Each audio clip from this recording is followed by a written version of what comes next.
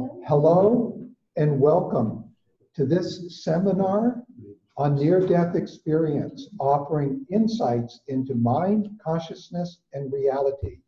Presenters Robert and Suzanne Mays of selfconsciousmind.org.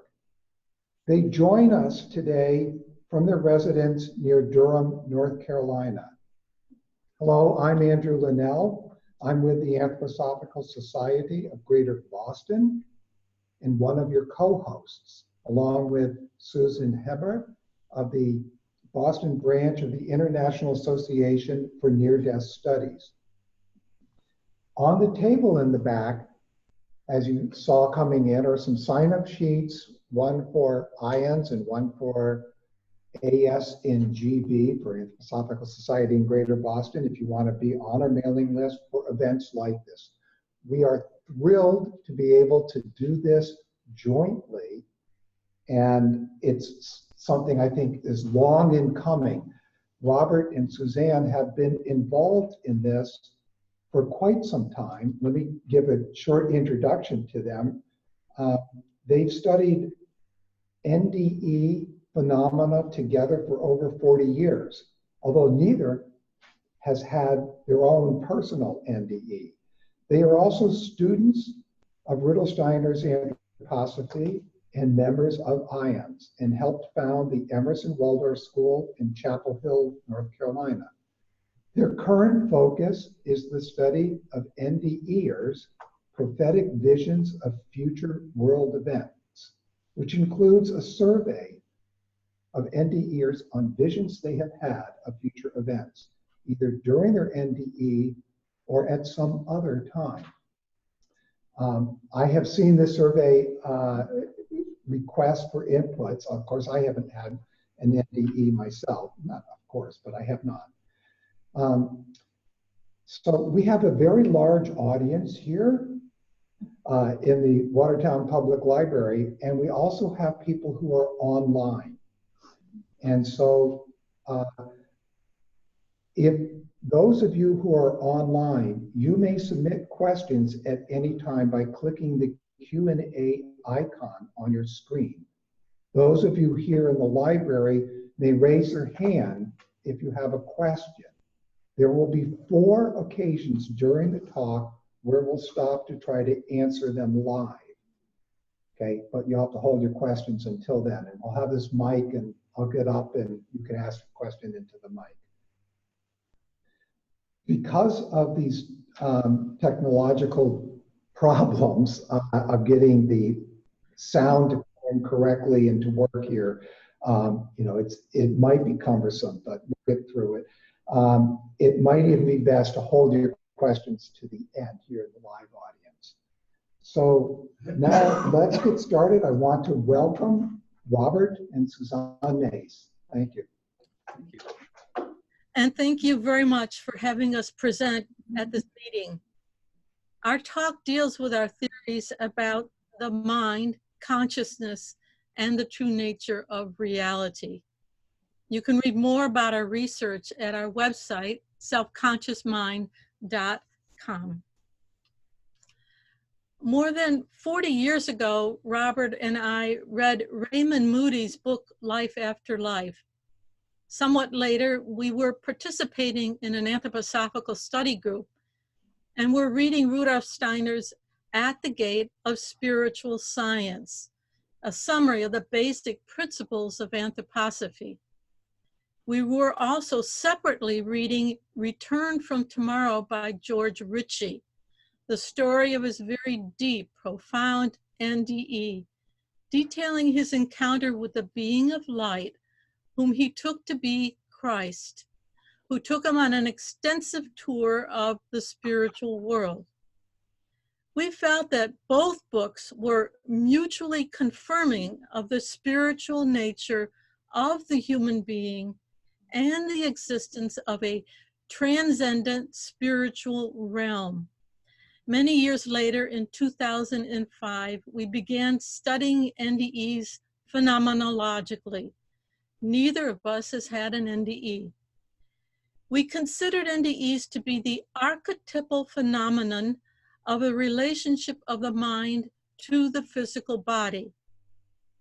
Very early on, we developed the hypothesis that the mind is a separate entity and separates from the physical body during an NDE. NDEs are experiences of crossing the threshold into the spiritual world, and as such, they provide a rich source of reliable empirical data about consciousness and the nature of reality. In 2008, we published our first paper on our theory titled The Phenomenology of the Self-Conscious Mind. At that time, we received incisive comments from two very prominent NDE researchers. Dr. Peter Fennick, a neuropsychologist, asked us, how does a non-material mind interact with the brain? Dr. Bruce Grayson, a psychiatrist and the most prolific NDE researcher, stated to us, you need to show how the mind and brain work together. Those comments became the basis of our research for the past 10 years. Our presentation is divided into 3 parts. We can have questions after each section. In the first part, we will present our mind entity hypothesis. A near-death experience, the NDE, is a profound psychological event that occurs generally when one is near to death or in a state of extreme psychological or physical distress. There are striking elements in the NDE. For example, there is a profound sense of peace and freedom from pain. There's a feeling of separation from the body, generally floating above one's body. One may see events in the physical realm beyond normal physical sight that are later verified as accurate. One may encounter deceased relatives or spiritual or religious beings, including a being of light. One may have a review of the events of one's life. One may enter a beautiful heavenly realm or a warm, dark, velvety void, feeling it is one's true home. One either chooses to return to earthly life or is told to return to the body. There is an NDE scale developed by Bruce Grayson.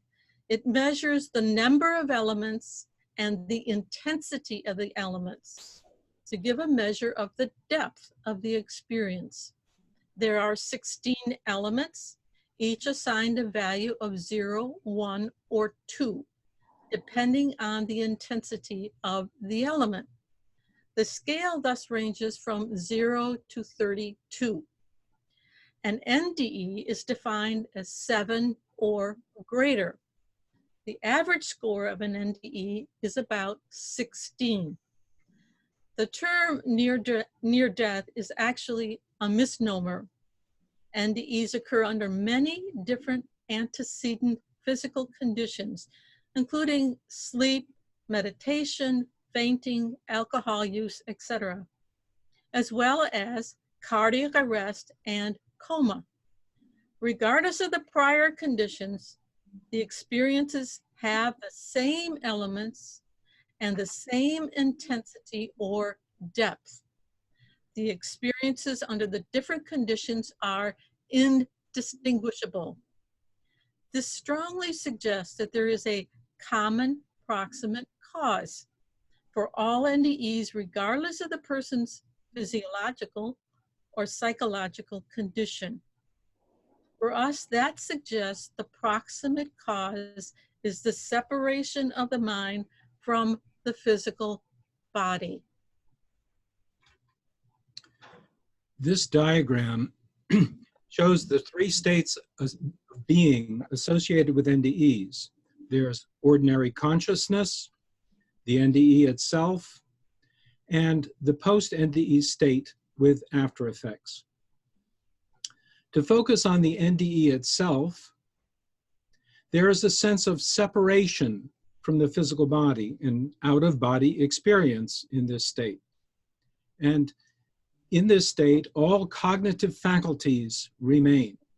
There is self-conscious awareness, there is perception, thought, volition, memory, feelings, even when all brain functions have stopped.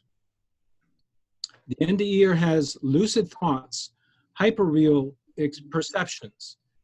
There are accurate veridical perceptions of physical surroundings outside of normal physical sight. Many of these verified cases have been compiled in this recent book, The Self Does Not Die. We helped edit this book and wrote the foreword to it. We highly recommend this book to anyone who wishes to understand the best MDE evidence that we don't die at physical death. NDEers have the ability to move easily through solid walls, to move at large distances instantly with accurate veridical perceptions from the distant location. The NDEer's prior knowledge and earthly memories are preserved, and new episodic memories of the NDE are formed, which are vivid and unchanging over time, and are relived when recalled. A number of recent studies showed that memories of the NDE are felt as more real than memories of real events. There are numerous after effects from an NDE, most prominently the loss of fear of death. The NDE is felt to be the most significant event of their life. Their life is changed forever. More specifically, the after effects include, on the physical level, NDEers experience interference with watches and electronics. On the physiological level, there are sensitivities to bright lights, loud sounds, crowds, some medications, and some foods. NDEers avoid watching television and movies, especially those containing violence. On the emotional and mental level, there is increased altruism and a less materialistic orientation.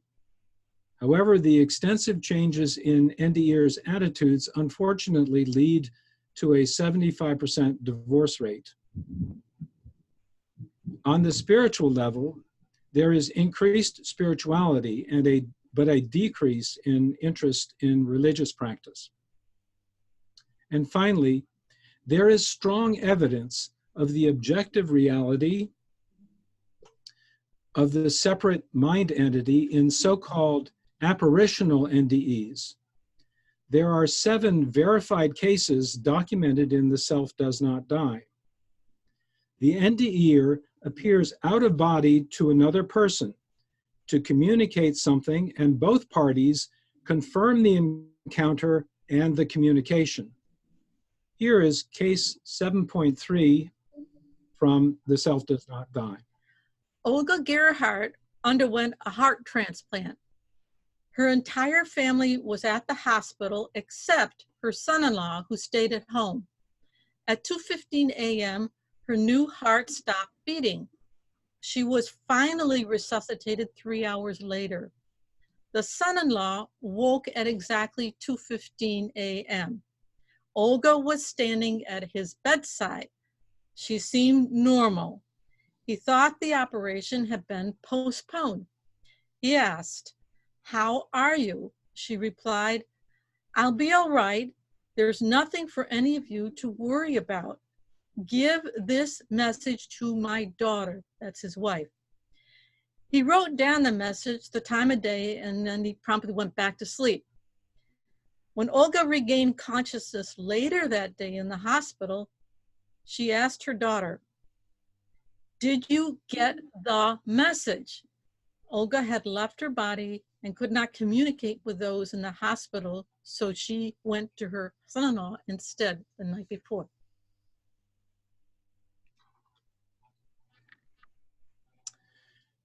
Can NDEs be studied scientifically? Yes. NDEs have consistent, well-defined characteristic elements and qualities, as we have described. When taken individually, NDEs appear to be subjective, but when considered collectively, they become the consistent observations of a common objective reality. The elements and details of NDEs have occurred to over 330 million people worldwide. Therefore, it's an empirical fact that over 80 million people have had a life review. It's an empirical fact that over 200 million people have heard the words to the effect, "It's not your time. You must go back. You have more to do on earth." And it's an empirical fact that over 300 million people have lost their fear of death. Therefore, we assert that researchers are justified to take NDE accounts as objectively real, providing valid data for scientific study. So for our study, the primary sources are the NDE accounts themselves. However, standards are needed for accepting NDE data, which data to consider, who is a reliable source, how can the accounts be validated. Tibetan Buddhist philosophy speaks of the study of extremely hidden phenomena. These are phenomena that cannot be observed directly or even inferred from direct observations. NDEs are in this class of extremely hidden phenomena. So for Tibetan philosophy, the only method is to rely on the first-person testimony of people who have experienced the phenomenon. The person must be reliable and credible. So our criteria for using NDE data as valid for scientific study include there must be multiple NDE accounts of the same specific phenomenon. For example, the NDE being told, "It's not your time." If possible, are there additional witnesses to the phenomenon? For example, in apparitional NDEs like Olga Gerhardt's. And if possible, is there corroboration of veridical perceptions by a credible third party of information received by the NDE? Again, see the cases in The Self Does Not Die. The secondary sources for our study come from initiates and seers. For example, Rudolf Steiner, Sri Aurobindo, and Edgar Cayce. These are individuals who have demonstrated apparent clairvoyance and other higher sense faculties that resulted in expansive, all-encompassing knowledge of inner and outer realities. And many of them, we believe, had an NDE early in life. And of course, initiation itself is an NDE-like experience. So we propose that the mind entity is something separate from the physical body, having a number of implicit characteristics. First, the mind entity is the seat of consciousness of the person, the essence of the person. All mental functions and capacities are in the mind. So there are two states of the mind, as shown here: united with the brain and body, and separate. In the out-of-body state, the mind operates independently of the brain and body, and this is seen in the hyperreal perceptions, vivid and indelible memory formation, and the instant response to volition. The out-of-body mind interacts directly with physical light and sound and with physical matter. These are direct, energetic interactions that produce awareness in the NDE. In the body, the mind is united and coextensive with the brain and body, operating as an autonomous entity within it. The mind interacts through neural activity in the brain, for example, in the sense organs, to produce awareness in the mind. In this state, the mind is dependent on brain activity. Consciousness in the body is diminished from the hyperreal level in NDEs, and thought processes are constrained.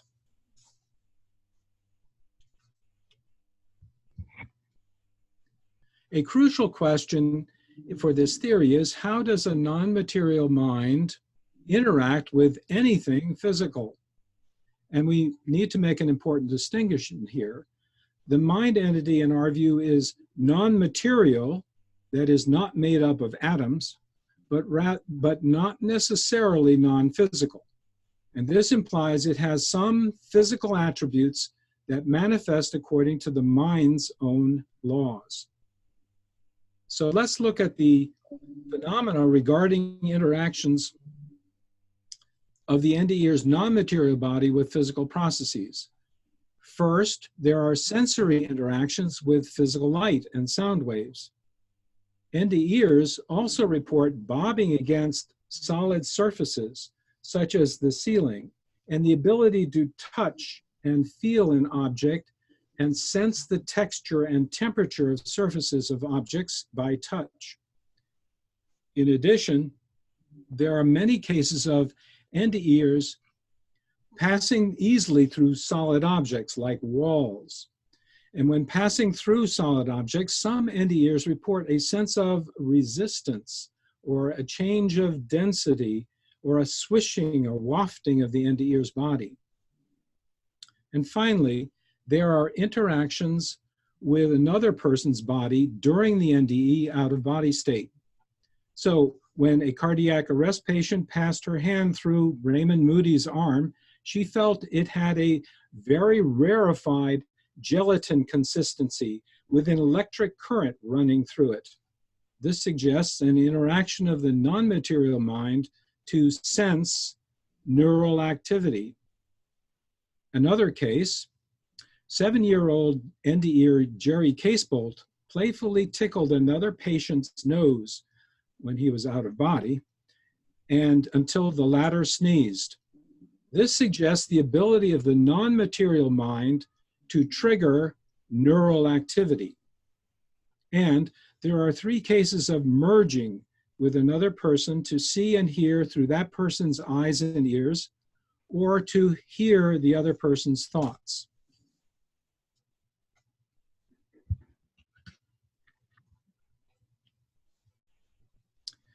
Each one of these phenomena implies a subtle interaction with physical forces. So with light and with the molecular structure of matter, such as air, solid surfaces, and solid matter, including another person's body. The most interesting of these is that NDErs easily pass through solid objects and sometimes sense a slight resistance or change of density, implying there's a subtle non-material interaction or drag with solid matter, something like passing one's hand through water. In turn, this implies a subtle, previously unrecognized physical force manifesting in material to transmaterial interactions, again, with its own laws. And this follows from Newton's 3rd law of motion. For every action, there is an equal and opposite reaction. For every transmaterial action, there is an equal and subtle physical reaction.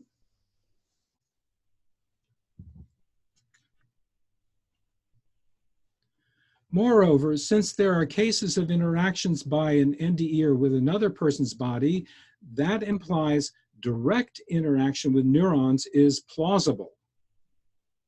And finally, the brain's neural activations are required for ordinary consciousness. Brain imaging evidence indicates there is an intimate pairing of neural activations and subjective experience, which implies there is a direct interaction of the mind with the brain. If that is the case, at some level, neural activations must influence the mind to produce subjective experience. And at some level, the mind must influence neurons to fire.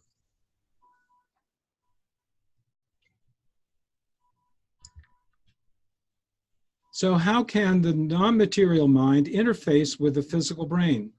There are two aspects. First, in order to have consciousness, the brain's neural activations must work energetically to induce awareness in the mind. And secondly, the mind, in order to be aware of mental content, the mind must work energetically with neurons to induce neural electrical firing or action potentials. So very briefly, we propose that both interfaces are in the apical dendrites of the neurons at the surface of the cortex in the gray matter. So for brain-to-mind interactions, the backward propagation of neural action potentials backward in the dendrites must be sensed by the mind. And also note that on the dendrites, there are innumerable processes called dendritic spines, which contain ion channels.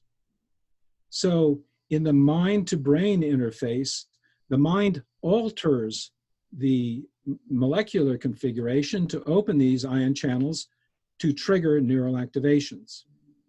So to summarize, NDE phenomena provide empirical evidence to suggest there is a new physical force involved in mind-matter interactions, and that direct interactions of the mind with neurons occur.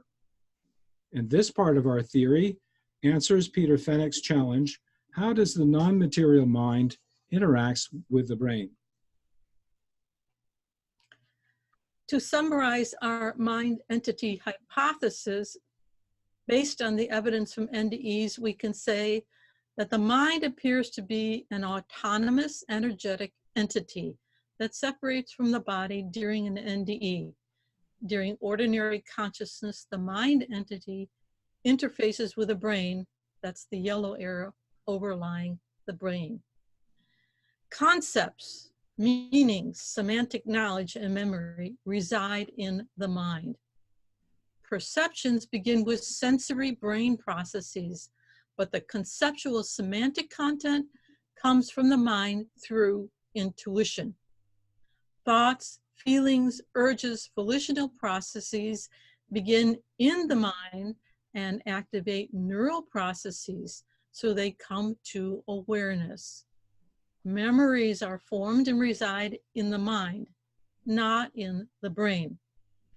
The mind forms episodic memories of life events through neural processes in the hippocampus, and they are recalled from the mind again through the hippocampus. Semantic memory is formed in the mind through experience and is recalled through intuition. If the idea of the mind entity is real, there should be ample evidence of its presence in the brain processes during ordinary waking consciousness. We will touch on this in the next section. At this point, are there any questions so far?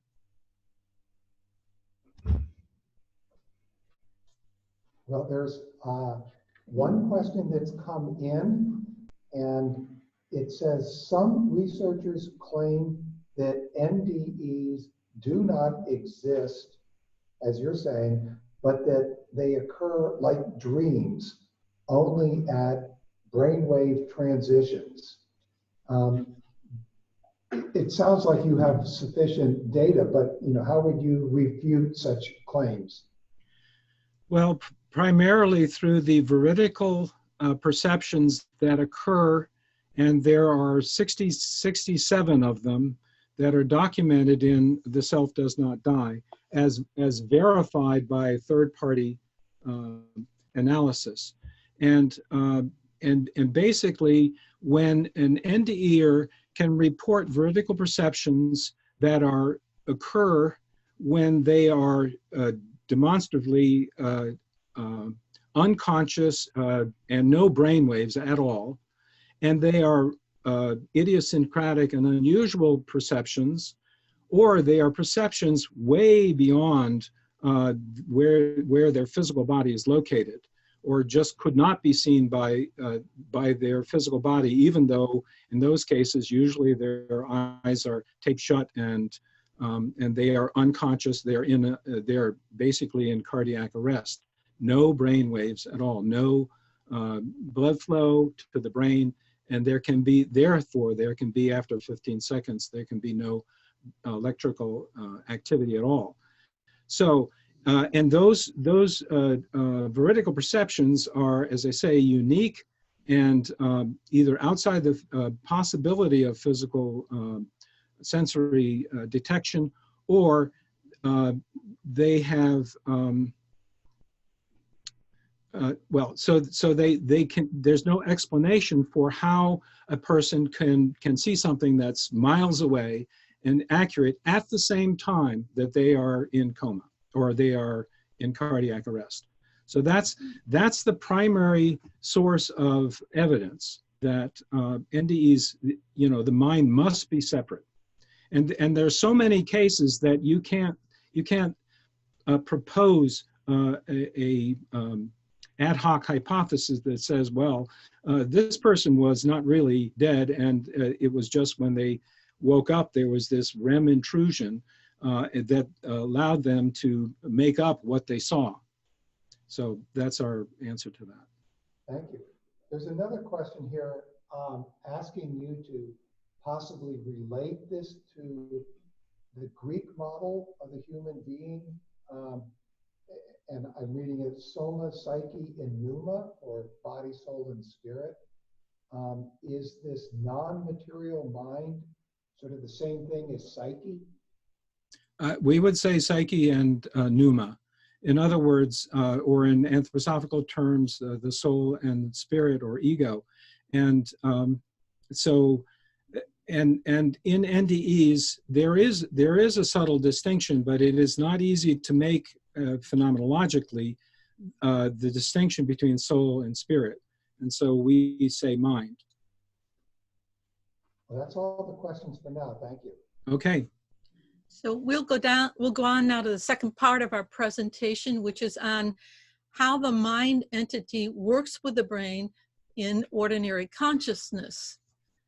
To start off, we want to give you an experience of visual perception to develop an understanding of how the mind works with the brain. We have a short video with two different types of visual experiences, pairs of images and sentences to read one word at a time. Here's how it will work. Each visual stimulus is preceded by a white plus sign for 1 second. So focus your attention. Each stimulus is then flashed very quickly, about 70 milliseconds. It's important to pay attention in order not to miss the image.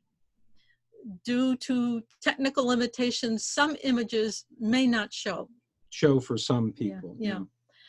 First, we'll present several pairs of images, and then we'll present two simple sentences, a sequence of words about 1 per second.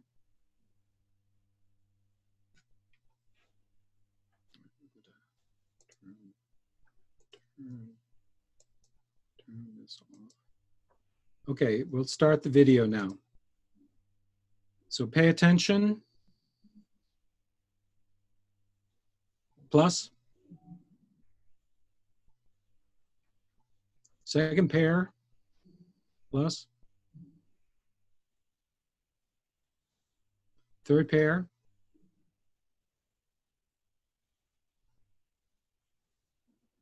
And now the sentences. First sentence.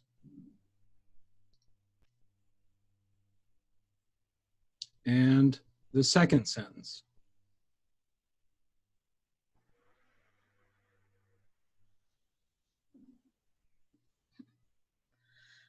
Starting with the two sentences, could you read the words?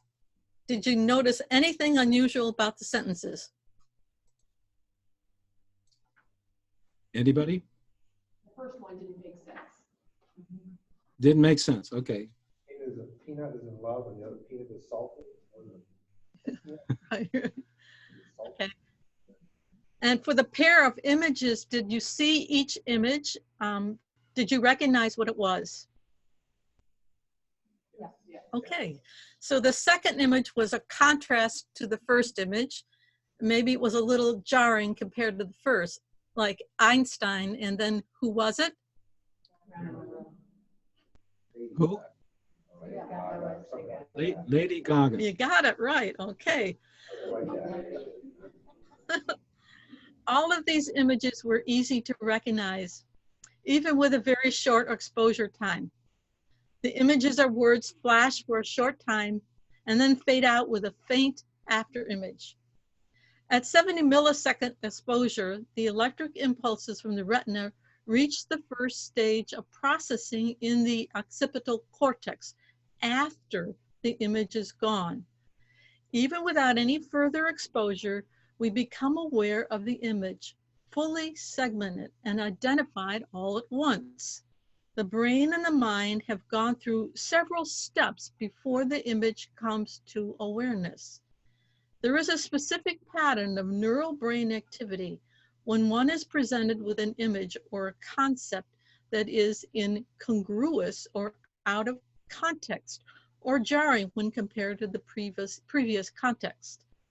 As in a picture of Einstein, followed by one of Lady Gaga, or the end of the sentence, the peanut is in love. Now we'd like to present a final visual image, allowing for an extended time to view it. This picture is a simple image, but many people have a hard time initially seeing what it is.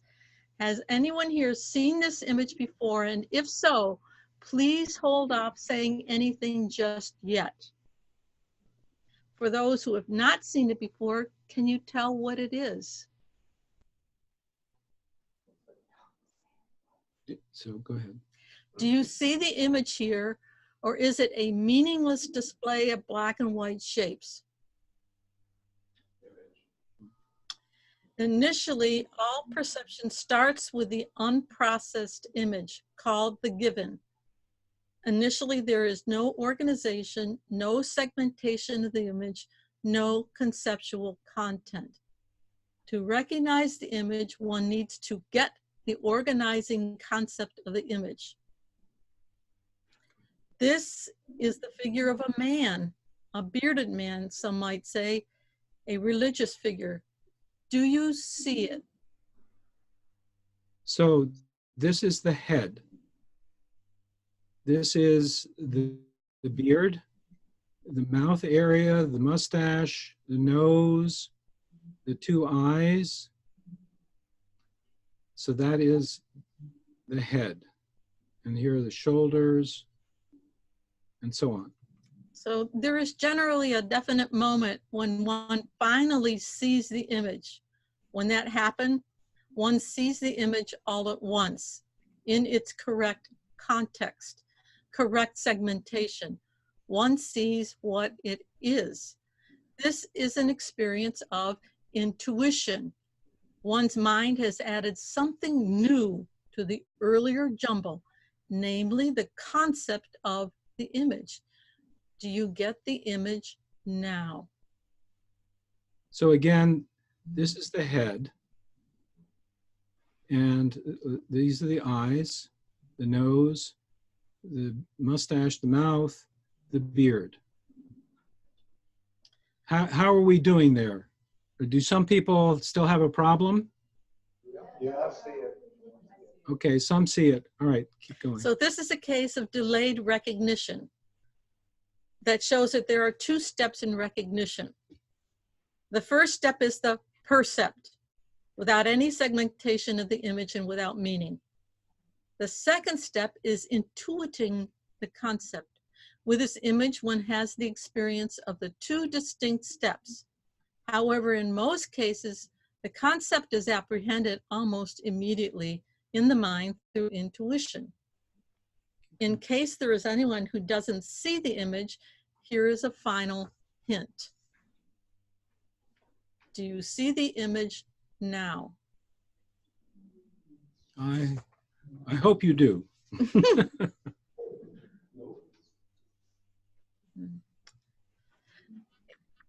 In chapter 5 of his Philosophy of Freedom, Rudolf Steiner indicates this twofold nature of perception. It goes like this. It is due to our mental organization that the outer world is given to us at first without its corresponding concepts. Secondly, intuition adds that part of the reality, the concept, which is lacking in the percept. The thinking human being then weaves the two together to arrive at recognition and knowledge. From every real thing, the relevant elements come to us from two sides, from perceiving and from thinking. The moment a perception rises up on the horizon of my observation, thinking also becomes active through me. An entity within my system of thoughts, a particular intuition or concept, joins itself to the perception. The act of knowing or cognition is the synthesis of percept and concept. To explore how the mind works with the brain, we'd like to examine what goes on in the brain when we read a word. Here is an example of brain activity with EEG when a person reads a single word. EEG measures the electrical voltage at different areas of the scalp. Blue-green here means minus voltage. In reading a word, there is this typical pattern of electrical activity for about half a second. In this graph, minus voltages are plotted up, and time is on the x-axis. Ordinarily, the pattern follows this lower trace, this lower black line.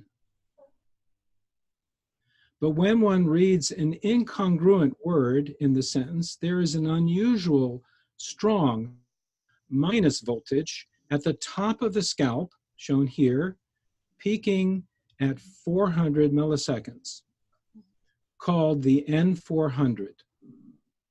When we read words in a sentence, the earlier words establish the context. When we read the next word, as in, the Dutch trains are yellow, the word yellow fits the context with the context of Dutch trains. So the full process for a single word happens this way.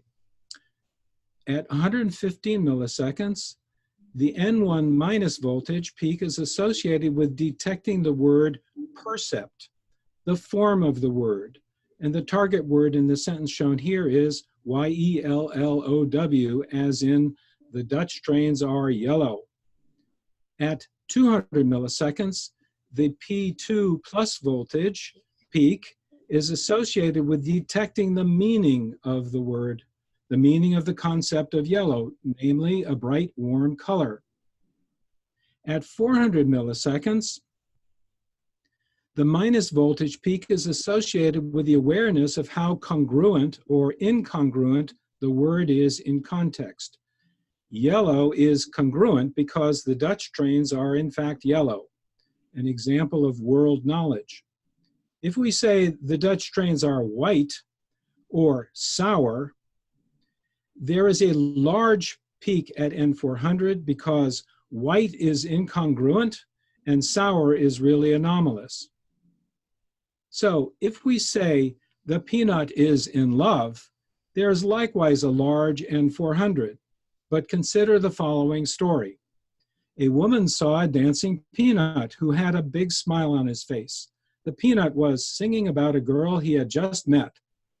Judging from the song, the peanut was totally crazy about her. The peanut was in love. And by the sound of it, this was definitely mutual. In this context, the large N400 disappears But if we instead say the peanut was salted, that produces a large N400. So, perception and comprehension appear to proceed in 3 distinct stages in time. 1, to detect the form of the word, the percept. 2, to recognize the meaning of the word. And 3, to evaluate the word in its current context.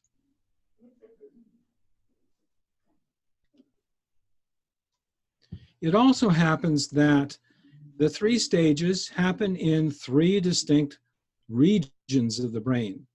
This is an MEG example measuring magnetic activity in the brain. And this is an experiment reading a single word. In the case shown here, it is a novel word that produces an N400. The neural activations shown in red and yellow occur in 3 different brain regions during the comprehension of the word. And these are the same 3 stages, but in different brain locations, which is why the voltages change from negative to positive to negative. Okay, we want to show you also how fast the processing of a single word is in the brain. These 2 MEG videos, brain image videos, show the neural activations involved in reading a single word, showing the different regions that activate in time. Note that stage 1, which would be right here, it does not show in the video because it happens on the other side of this hemisphere in the occipital area. The primary visual cortex is hidden in this video. The first activations happen in stage 2, peaking at 165 milliseconds, and then peak and end at 400 milliseconds for the stage 3. So we'll show the videos. So this is in real time, each word at a time. That's a word, and so on. Each one of those is a separate word. Okay. And then in slow down 32 times, this is what's happening. And again, remember that you're not going to see stage 1, but you'll begin to see stage 2 over here. So there's the beginning of stage 2, peaks, and then peaks here and moves over and then ends here. So that is the processing in real time and slow down.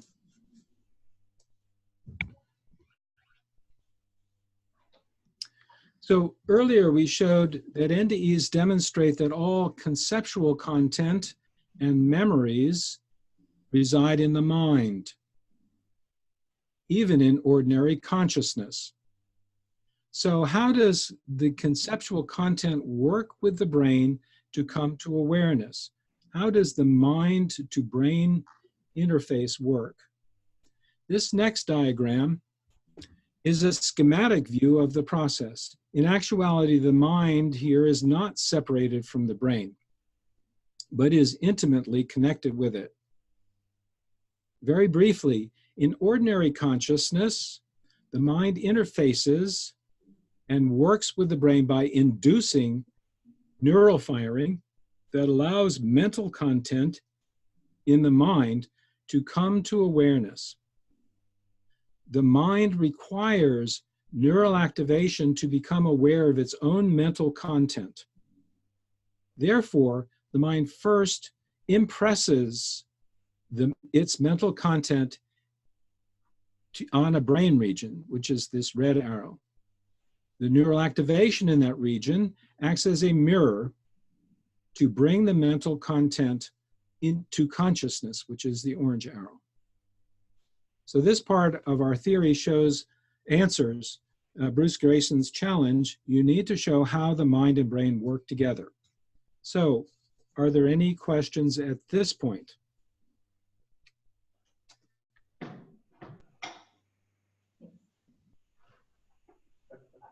We have a question here in the library. Well, it's a visual question because I really could not tell which end of the brain was which from that picture. So that was the next step. Okay, can you repeat that? The visual. From the picture, I just couldn't tell where, for instance, the forehead was. I Oh. can't which way the brain goes in the picture. Okay, this is, I'm sorry, this is the top of the head. You're talking about this picture? No. Next that's slide. Okay, this is the top and the back of the head. This is from the side, On the next the picture. right side, and this is from the left side. And this is the top. So it's slightly on the right-hand side. And actually the brain activations here are happening over here in the brain on this side. And the reason that they're negative is just the orientation of it's a negative voltage, is that there's the orientation of the neurons that are being activated at the peak of the N400 are situated such that they're positive on this side and negative over here. Could you go to the next slide, Robert? Sure. And the question is, can you orient us on this picture? Okay. Where is the forehead? Where's the Okay, back? I'm sorry. So this is the forehead in all of these cases, and this is the the medial side of the right hemisphere, and this is the lateral side of the left hemisphere. So this is the forehead is right here, and this is the occipital in the back of the skull, and this is what's called the occipitotemporal area on the left back of the skull. And then this is the temporal, superior temporal and region, and that's right above your ear on the left side. And this is where the N400 is peaking, and that's why there's a positive voltage here and a negative voltage on the other side. We have another question about Sure. dyslexia. And the question is, how would this work with a person who has dyslexia? Ah, dyslexia. Yes, well, there is a difficulty here in dyslexia in this stage right here, because this is where intuitively you see letters and you get the word. Okay, you know what the word is you're looking at. And people who have dyslexia, so there's a problem in the occipital lobe, and maybe the transfer of neural pulses from this insert, at the back of the skull to this side part of the occipital-temporal area, and that's all that we can say is. But that would make sense that there is a difficulty in decoding, seeing the letters, and then getting the recognizing. It's like seeing the picture of the bearded man, and you don't know what you're looking at, okay, initially. And then it finally comes, maybe then it finally comes to you, or you figure out a way of decoding it. And that, when it finally comes to you, then you've got it, and this is then activated, and you have the percept. You know what the word is. So that's a way of explaining what is happening with dyslexia. Okay, no more questions. You can proceed. Okay. No, wait, back. So this, the final part of our presentation deals with NDE evidence for determining the nature of the transcendent or spiritual realm. This is the second hypothesis of our theory, the transcendent realm hypothesis. So our hypothesis is that reality consists of the physical realm plus a more fundamental transcendent realm. The physical realm is coextensive with and dependent on the transcendent realm. Our hypothesis is based on the fact that NDEers report hyperreal experiences in two realms: the physical realm and a supersensible transmaterial realm. In this illustration here, it comes from the book 9 Minutes, My Path to the Light by NDEer Tibor Pudnaki from Hungary. It shows the beginning of his transition from the earthly realm here to the transcendent realm. This shows the approach of a light. This is not immediately a tunnel transition. Rather, he was gently lifted up by the light through different floors of the hospital, up into the air, and then into space, traveling on on a light path, a tunnel of light, toward a more beautiful light. So it transitioned into a tunnel. And the term transcendent here implies surpassing usual limits. NDEers describe perceptions beyond the range of usual perceptions, that is, supersensible. They also describe that they are free from the constraints of the material world. There is no pain. There is a sense of separation from the physical body, the ability to pass through solid walls, etc. In both realms, NDEers report obtaining accurate, veridical information that would be impossible through ordinary physical means.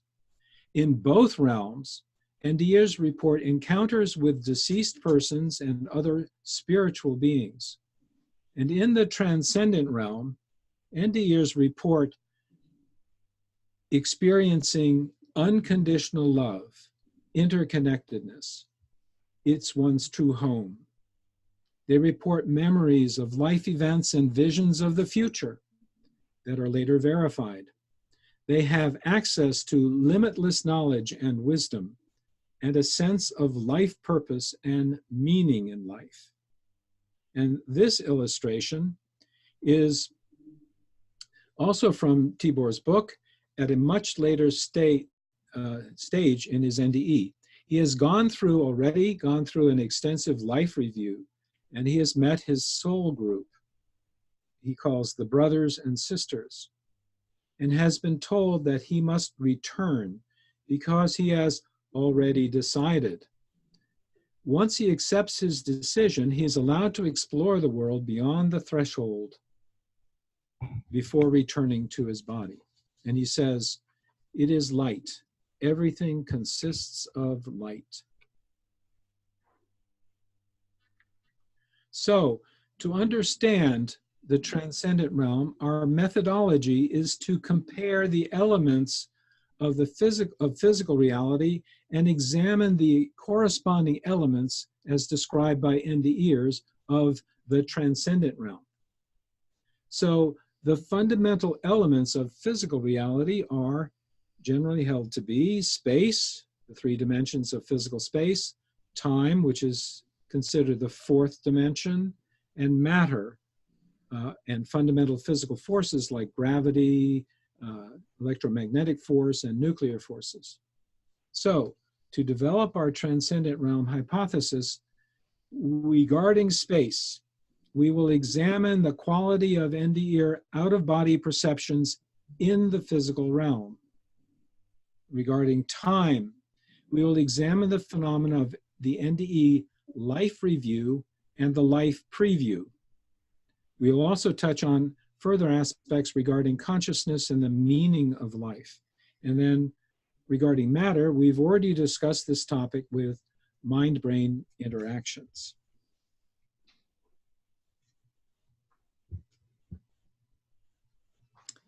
So regarding space, most NDEers report their senses were more alert in their NDE and that their perceptions were hyper-real, more real than real. In the late 1990s and early 2000s, several NDE researchers further noted the unusual qualities of perceptions of the physical realm. They used a number of different terms like transcendental awareness, mind sight, omnidirectional awareness, global perception, 360-degree spherical perception, perception by transparency, hyperdimensional perception.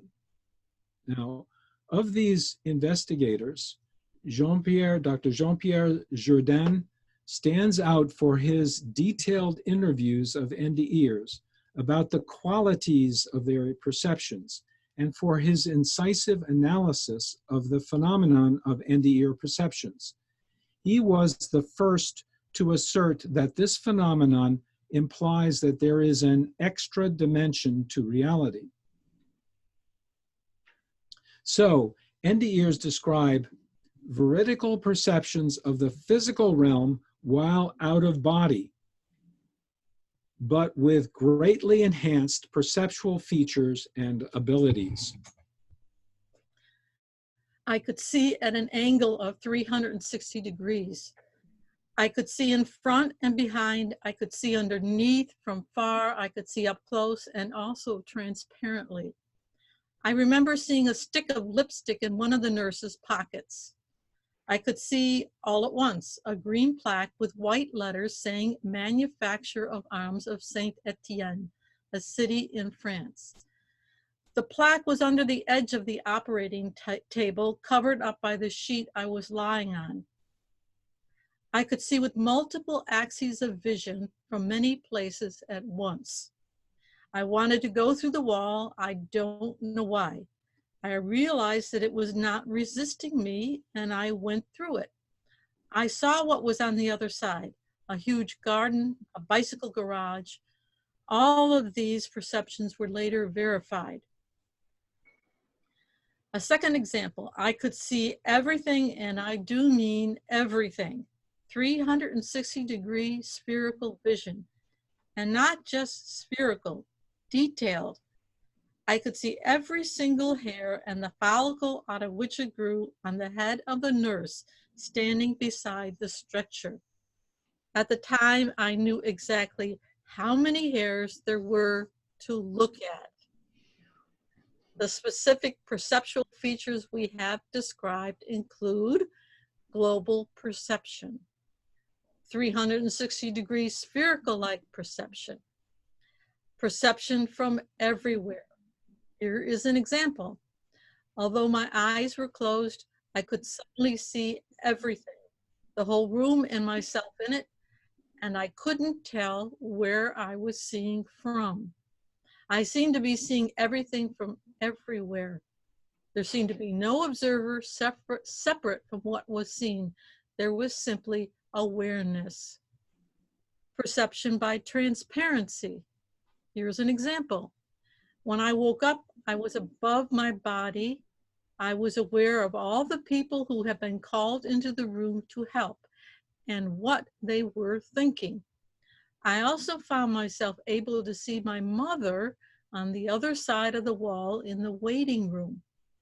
At that time, I could also see other people in other nearby rooms, all separated from the X-ray area by lead-lined walls.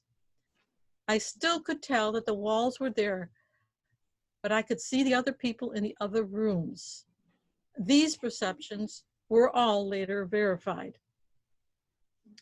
Zoom, or instantaneous displacement. An example. What must also be understood is that it works like a zoom and a displacement all at once. When we take an interest in something, it's as if we zoomed in. It's the displacement and perception occurring simultaneously, which allows this to happen.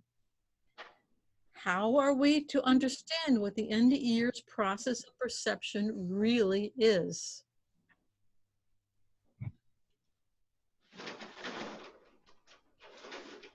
So Jean-Pierre Jourdain proposed that the process of end-of-ear perception could be understood by considering a thought experiment about the two-dimensional realm of flatland.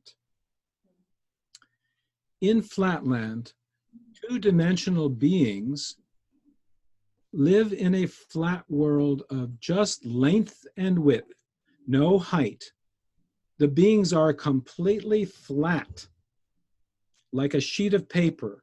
Everything is visible to them only on its edge.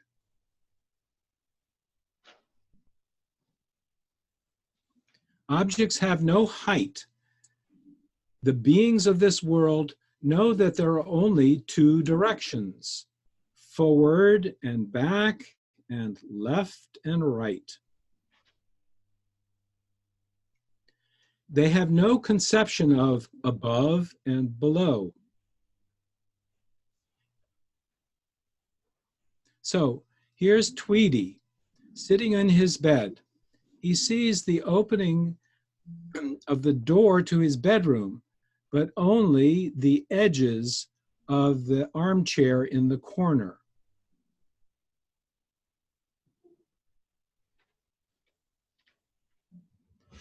Tweety slides off his bed and, moving on a line, goes through the door and the hallway and into the living room and sees his stepmother, kind of interesting shape, edge on in the kitchen.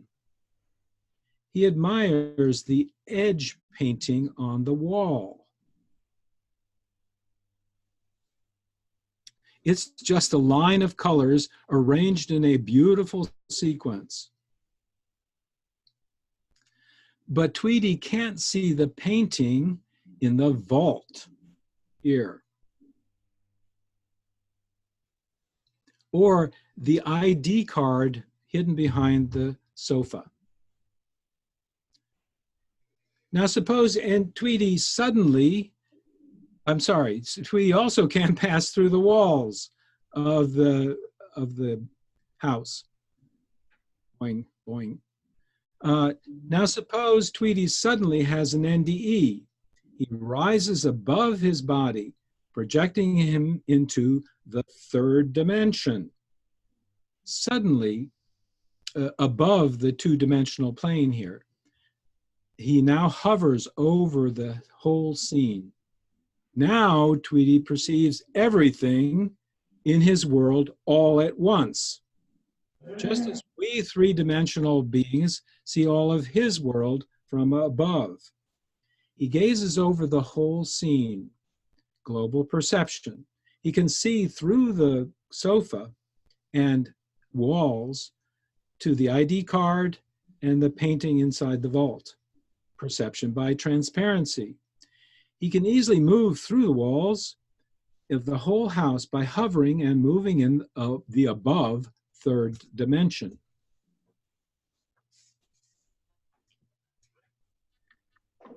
So with an NDE in Flatland, Tweety is propelled from 2 dimensions to 3 dimensions and to the higher dimension with expanded perceptual abilities. Instead of seeing things only edge on, he can see the whole scene at once and each object from all directions at once.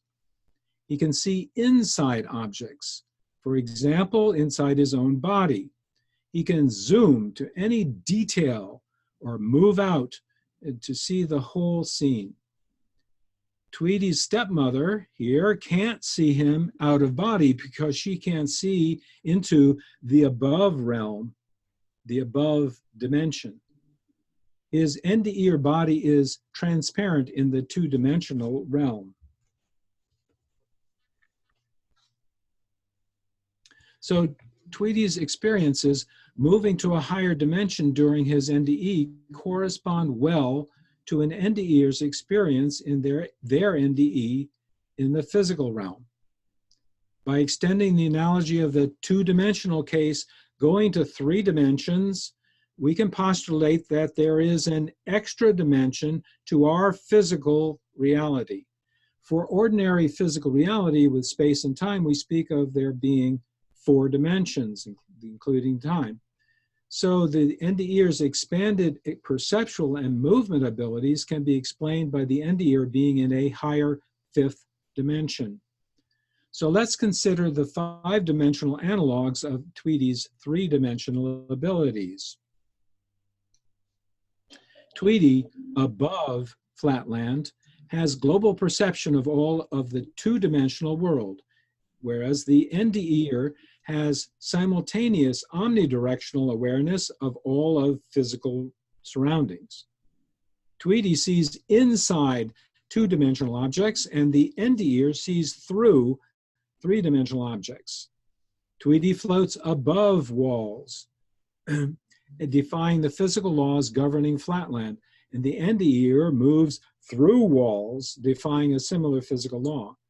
Tweety can zoom instantly from place to place in flatland. The NDEer can zoom instantly across physical distances by thought alone. We can now ask, what are the implications of a fifth dimension? So the postulated fifth dimension explains all the characteristic NDEer reports of enhanced perception, as we showed earlier.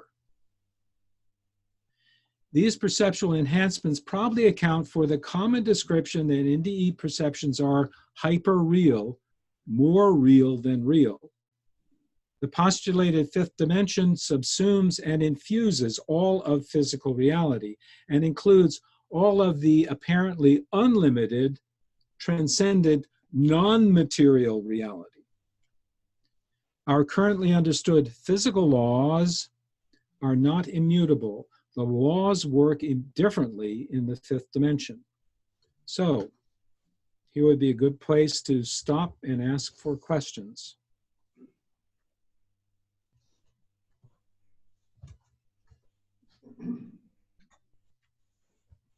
We have a question?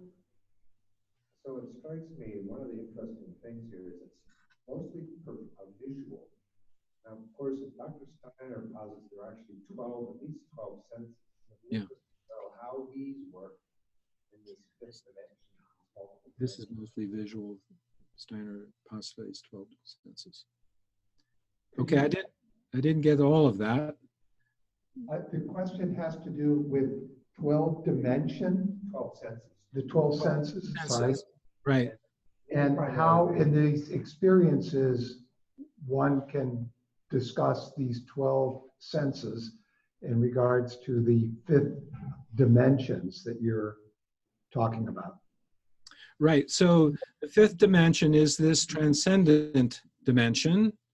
And if you go to what Steiner is talking about with the sense of ego, the sense of the other person, the sense of self, what else? And we can go through those.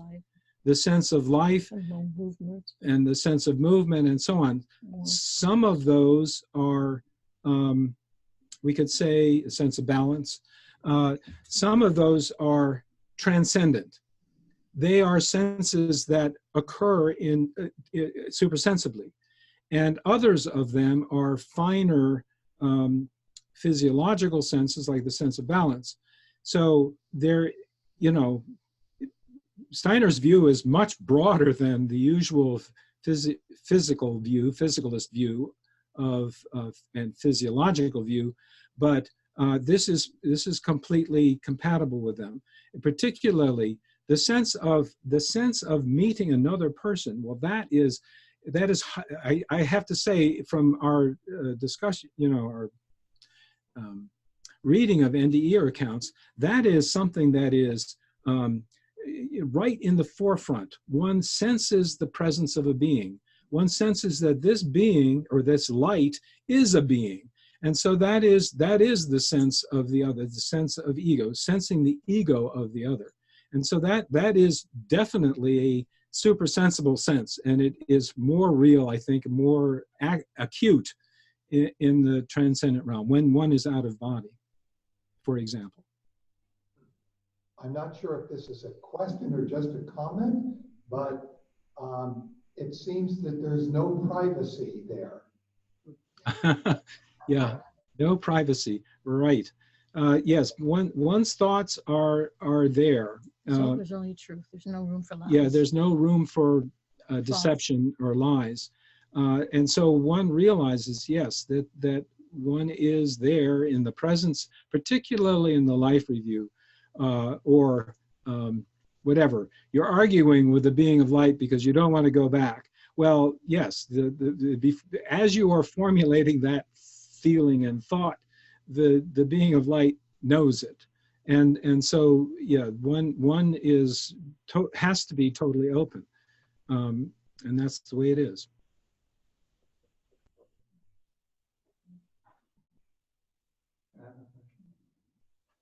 We have another question. One might look at this from the standpoint that being is also knowing. There's no dimensions, being and knowing. And all of these descriptions you've made of transcendence, moving through walls, etc., all come into a simple statement simply of knowing. If you know, you expect things to be the way they are. And in the transcendent realms you've described, the same is the case. Not to say that being isn't utterly supersensible and freed of the physical realm, but the fact is that being and knowing together will create the physical realm, i.e. the physical realm in ultimate sense is illusion. Right. Yeah, excellent point. We are going to be talking about the implications of physical reality versus the transcendent realm, and I think that we will touch on that in this last part. But I think I understand what you're saying, that when one is out of body, one is also out of space and time. And so one is in this totally spiritual realms, totally transcendent realm. And the laws of that realm are totally different from the laws of the physical world. But there's a reason why we are incarnated in physical life. Yeah. Okay. Point being that in the case of we're describing here, we're still connected to the physical world. Our expectation of what it ought to be, what it ought to be like. Yes. Yeah. We expect that. It isn't necessarily there if we were fully out of physical existence and expectations of physical existence. Rather, we could be in the realm with all spirit, in which case none of that would be expected. Yeah. Okay. Well, let's cover the last part, and then if that doesn't answer, bring back the question. Okay. Before you go on, there's one quickie here. Okay. How for a person who has an awakening experience and remains conscious? Oh. The question that came in here is, how do you account for a person who has an awakening experience and remains conscious? Right. There are, and is conscious through it. Yeah, right. Well, people have near-death experience, what we would say near-death-like experiences when they're totally conscious. When they, in fact, it comes, there's one case that's it's been described. The person is looks up at the rising sun, and then has this basically near-death experience of the light, or I don't know exactly I can't remember exactly what their experience was, but it was in effect a near-death experience, totally awake, totally conscious. And other people have visions, that are in effect like near-death experiences. They have the same elements, or some of the same elements, and they're hyper real, and they never forget them, and or it can be in a dream. But the point is that these experiences, you don't have to be unconscious, you don't have to be nearly dead, or you don't have to be totally dead. You can have these experiences, and that's what we're discovering when we compare NDEs and what are near-death-like experiences or spiritually transformative experiences. They are indistinguishable, as we said at the beginning. Well, thank you. We need to get back to the presentation because we've only got a half an hour left. So Yeah. we'll have more questions until the end. I think we're all done with all that we have now. Okay, so let's move on. So that concludes our treatment of space. And now we're going to look at the phenomena regarding the experience of time, starting with the life review. And about 1/4 of NDEers report having had a review of the events of their life. In the review, there is a simultaneous presentation of all events of one's life, generally in a 360-degree panorama or tableau, and in the presence of a guiding spiritual being. Here are several life review accounts highlighting different aspects. During the Vietnam War, Danny and Brinkley blew up a hotel building, killing 50 innocent people.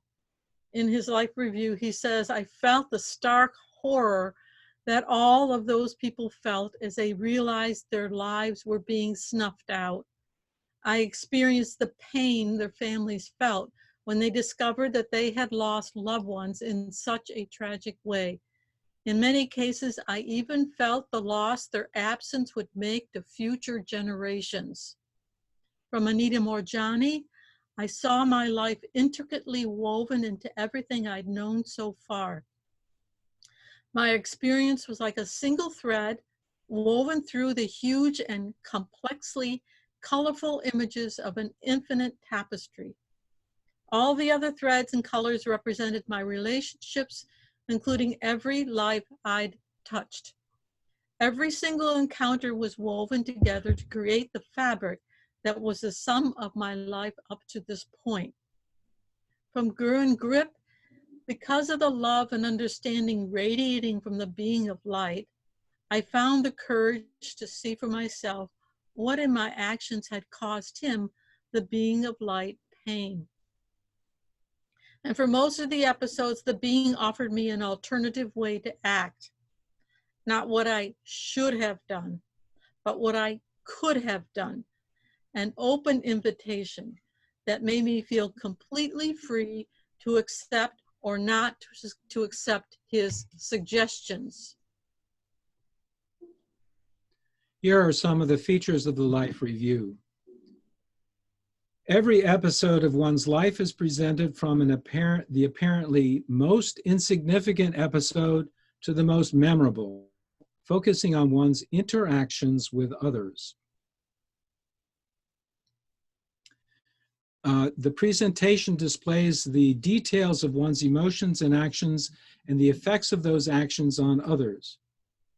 And the NDEer's in the NDEer's perspective, one is observing the event as if looking down on one's earlier self from an out-of-body position.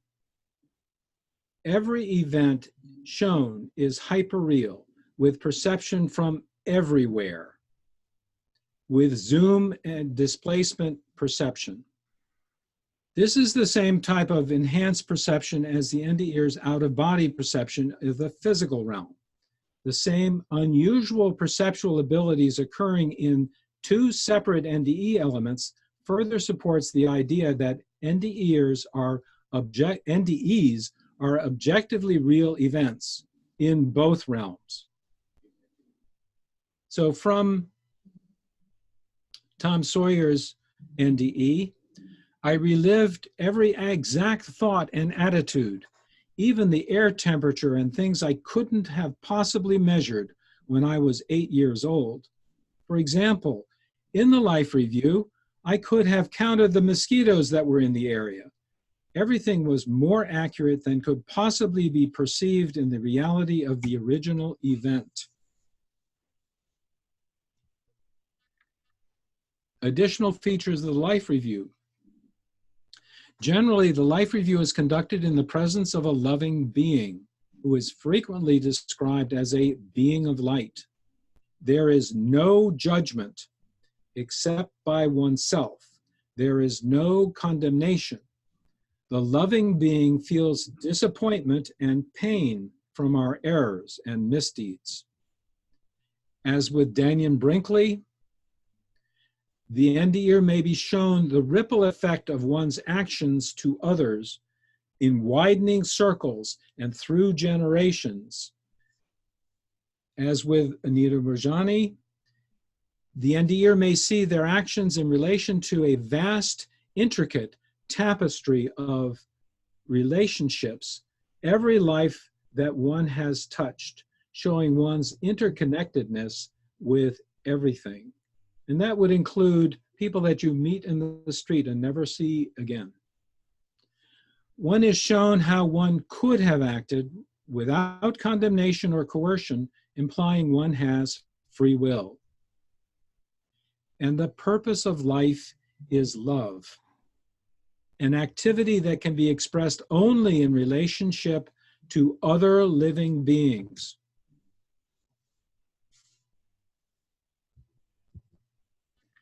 And another phenomenon regarding the experience of time in an NDE is the life preview, a prevision of future events. The previsions may be of one's personal future. Ken Ring described a boy's life preview that included 2 predictions at age 10 in 1941. One, you will be married at age 28. This did indeed happen, even though at my 28th birthday, I had yet to meet the person I was to marry. 2, you will have 2 children and live in the house that you see. This memory suddenly became present one day in 1968 at age 37, when I was sitting in the chair reading a book and happened to glance over at the children. I realized that this was the memory from 1941. Pim van Lommel described a man's life preview, quote, "And in a flash, I saw the rest of my life. I could see a large part of my future life, taking care of my children, my wife's illness, everything that would happen to me. I wrote down all the things I saw back then. Over the years, I've been able to check them all off. The checklist included a vision of his wife on her deathbed in a white shawl, just like the one she was given by a friend shortly before she died." Alternatively, the previsions may be of future world events, future technological advances, such as the development of nuclear power, and also natural disasters and political upheavals. We're now studying these prophetic visions and will present our preliminary findings at the 2019 IANS conference in King of Prussia, Pennsylvania at the end of August. And further features or characteristics of the life preview include the memory of a future event is frequently suppressed after the NDE. It may come back in a dream just prior to the event's occurrence, or is remembered only when the event occurs. And predictions that fail to materialize may be due to the free will choices of individuals that change the trajectory of events.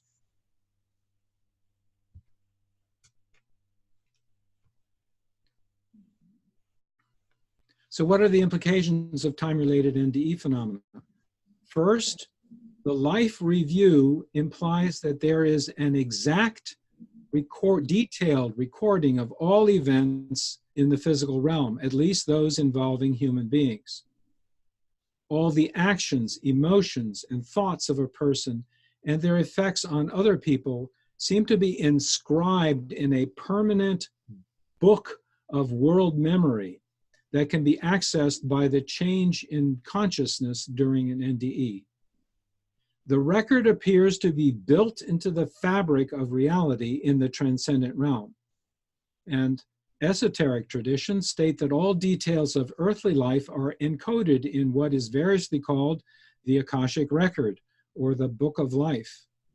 Rudolf Steiner states, as soon as one enters the spiritual world, time changes into space.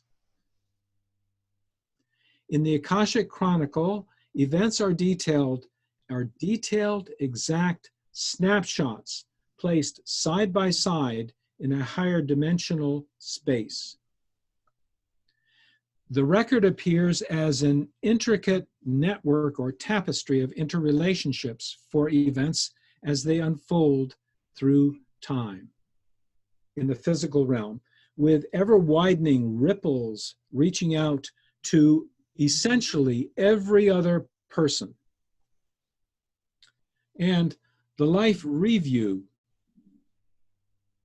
implies that one has free will in one's actions. One is shown how one could have acted, and how one should have shown how one acted, and how one could have acted. And the life preview implies that future events are laid out and even rehearsed well in advance of actual earthly events. Thus, each person's life has an overall life plan, but out of free will, one can choose differently from what was originally planned, and the plan is adjusted based on one's choices. And there are accounts of NDEers that relate that they decided differently from what was planned, and things were adjusted. Now we will also need to consider the nature of consciousness in the transcendent realm. First, the essential components of the transcendent realm seem to consist entirely of conscious, individuated beings. There is the NDE herself and deceased loved ones. There are spiritual beings, guides, angels, the being of light. And there is telepathic communication between these beings. The communication is described as instantaneous, mind-to-mind thoughts without speech, without one's mouth moving. And there are numerous cases of veridical information communicated in the transcendent realm and later verified. Furthermore, perceptions of transcendent objects appear to be dependent on the observer's inner state of mind. The perspective of the life review implies there is a higher aspect of oneself than is experienced in ordinary consciousness. From Natalie Studman, she says, we are more than our physical bodies and our limited minds. We are already that whole self, perfect, complete, and ever-changing, though we may only be consciously aware of a small portion of ourselves. In esoteric traditions, this aspect is called the higher self, one's eternal spiritual self. What therefore are the implications of the meaning of life on earth? Shakespeare has the image that earthly life is a play, that as actors we all have our parts. Earthly life is not easy, and the ears are told that earth is the most difficult place to be incarnated. Rudolf Steiner's view is that the physical world is a school. One must develop and go through difficult experiences to become mature, but we have chosen to undertake them. One NDEer said, I was told by the light there was a reason for everything that happened, no matter how awful it appeared in the physical realm. And within myself, as I was given the answer, my awakening mind now responded in the same manner. Of course, I would think, I already know that. How could I ever have forgotten? Indeed, it appears that all that happens is for a purpose, and that purpose is already known to our eternal self. So the meaning of life can be summarized as follows.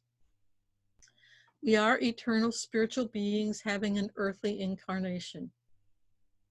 We do not die with the death of the physical body. There are two life lessons for our earthly existence: to learn love through interactions with others on the earth, to learn wisdom through life experience. An NDEer said, God told me there were only two things that we could bring back with us when we died: love and knowledge.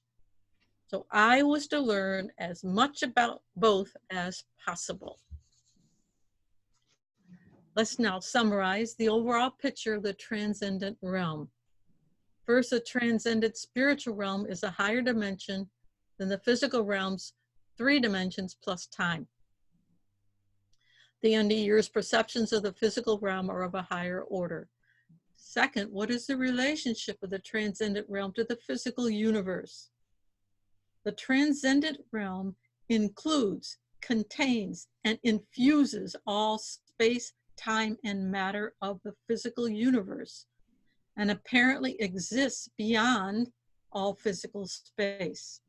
NDEers frequently experience a transition beyond the physical realm to the transcendent realm. Prayers on earth are perceived by the NDEer in the transcendent realm as luminous bubbles or sparkles of light rising to them from below.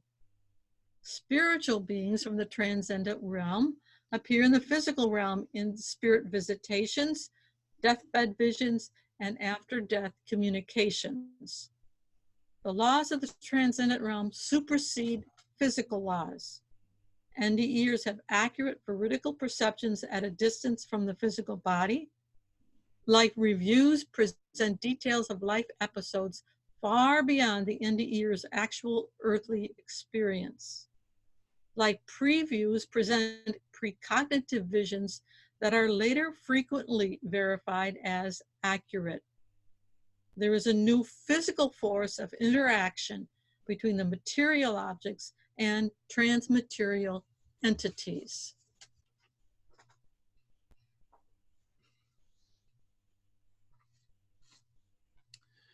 Most NDEers are told some variation of the following. It's not your time. You must return. You have more to do with your life on earth. This statement is so common in NDEs that its implications cannot be easily dismissed. It implies there is a plan and purpose for one's life, things specifically to be learned, experienced, and done. It implies that one's purpose was set before birth and agreed to. And it implies that there are benevolent, guiding, transcendent beings present throughout one's life. So, the transcendent realm can be viewed as the ground of all existence. The existence of the Akashic record implies the centrality of earthly human experience. Carl Sagan once derided our delusion that we have some privileged position in the universe, where our planet is a lonely speck in the great enveloping cosmic dark, a mote of dust suspended on a sunbeam. On the contrary, NDEers are told that we are co-creators with God. You humans are truly the heroes, a being of light told Daniel Brinkley, because you are doing something that no other spiritual beings have the courage to do. You have gone to earth to co-create with God. So the overall implication is that there is a higher purpose of earthly life. First, we have the opportunity for our own individual development as free spiritual beings. Second, we can assist the evolution of humanity by developing our capacity for love, which will become a new force in nature. And ultimately, humanity will achieve the transformation of the earth as co-creators with God. So, thank you. Thank you.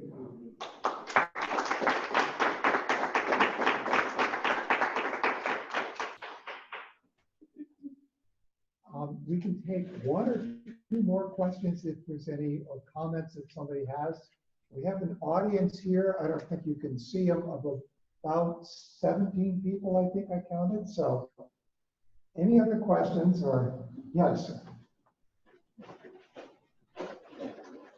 Yes, I think I have two brief questions, but first, thank you very much. Oh, now can you hear me better? Thank you. So thank you very much for this very interesting presentation. Do you have any data on what NDEers see as their image of themselves? As an image of themselves. Image of, what do NDEers see as their image of themselves? Do they have a body image? Do they bear some relationship to their current living image of themselves at the very beginning of their experience? I'm not quite getting that.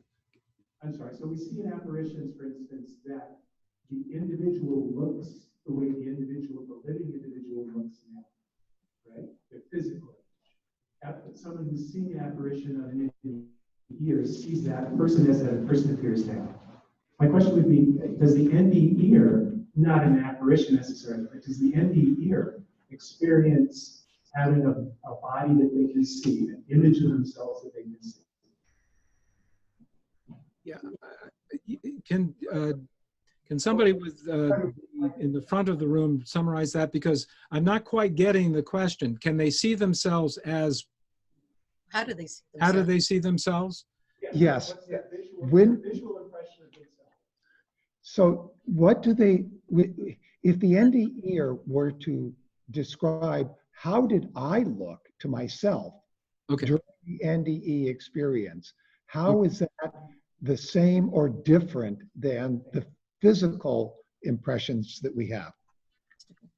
Well, it's different. Obviously, they see themselves as non-material beings of light.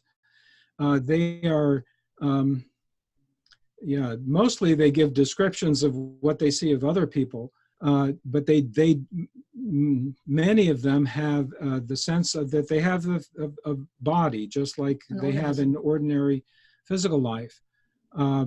They see others as much younger. And like in these apparitional NDEs, they appear just like normal. They appear normal. They appear clothed and, you know, probably in the usual clothes, and they appear solid. Okay, that's when they are viewed by another physical being, you know, a human being that knows them, and they appear to them. That also is the way they appear in after-death communications as well, deceased people. So they appear as normal. Now, how they view themselves, sometimes they will say, oh, well, I looked down at my arm and it was transparent, or I could see tubes running up and down my arm. It had a structure. But they usually feel themselves dressed and you know, in their normal clothes, and they see themselves as, but they don't see themselves as solid. They don't see themselves as in this transcendent realm. They feel themselves to be beings of light, having light, emanating light. Well, I want to thank you all, not just you, Robert and Suzanne, but all of you here in the audience. Great questions, great attention. It's a very hot day today. Yes. As you know, 100 degrees here in Boston. But we have had, I think, coverage of a subject of immense importance, because our culture, our sciences are looking for a new model. Times are changing. And I hope all of you have been inspired that we can bring this new model, the proof of which is coming from these near-death experiences. I applaud what IANS is doing and what researchers like Robert and Suzanne are doing. A recording of this lecture will be available soon. There was a registration. If you register, we will send you the link so you can see this again. Or you can send me, you can, on the back with the email address, I'll send you the link. So thank you again for attending, and also let us know in the time remaining here if there are events similar to this that you would love to see IANS or the Anthroposophical Society bring. Thank you all. Thank you.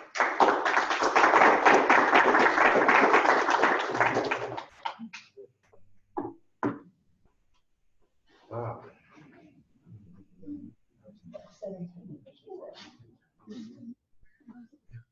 Stop the share.